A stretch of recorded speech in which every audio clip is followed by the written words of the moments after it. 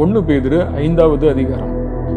உங்களில் உள்ள மூப்பருக்கு உடன் மூப்பனும், கிறிஸ்துவின் பாடுகளுக்கு சாட்சியும், இனி வெளிப்படும் மகிமைக்கு பங்காளியுமாய் இருக்கிற நான் புத்தி சொல்லுகிறது என்னவென்றால், உங்களிடத்தில் உள்ள தேவனுடைய மந்தையை நீங்கள் மேய்த்து கட்டாயமாய் அல்ல, மனப்பூர்வமாயும் அவலட்சணமான ஆதாயத்திற்காக அல்ல, உற்சாக மனதோடும் சுதந்திரத்தை இருமாப்பாய் ஆளுகிறவர்களாக அல்ல, மந்தைக்கு மாதிரிகளாகவும் கண்காணிப்பு செய்யுங்கள்.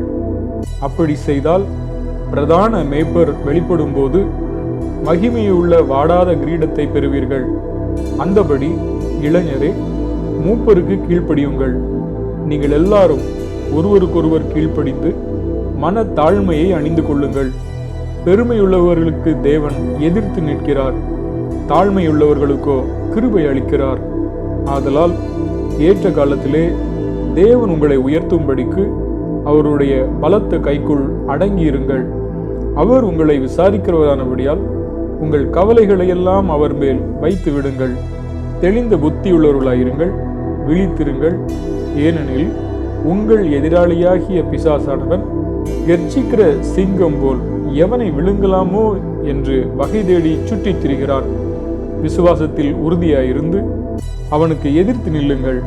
உலகத்தில் உள்ள உங்கள் சகோதரரிடத்திலே அப்படிப்பட்ட பாடுகள் நிறைவேறி வருகிறது என்று அறிந்திருக்கிறீர்களே.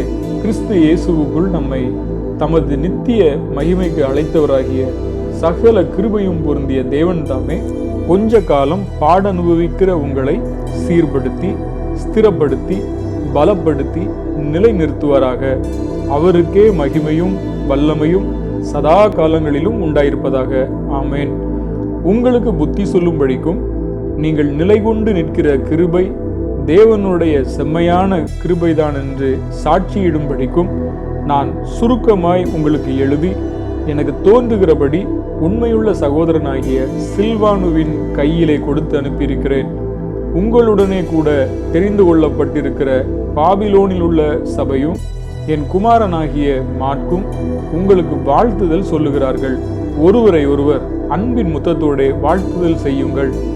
கிறிஸ்து இயேசுக்குள்ளான உங்கள் அனைவருக்கும் சமாதானம் உண்டாவதாக. ஆமேன்.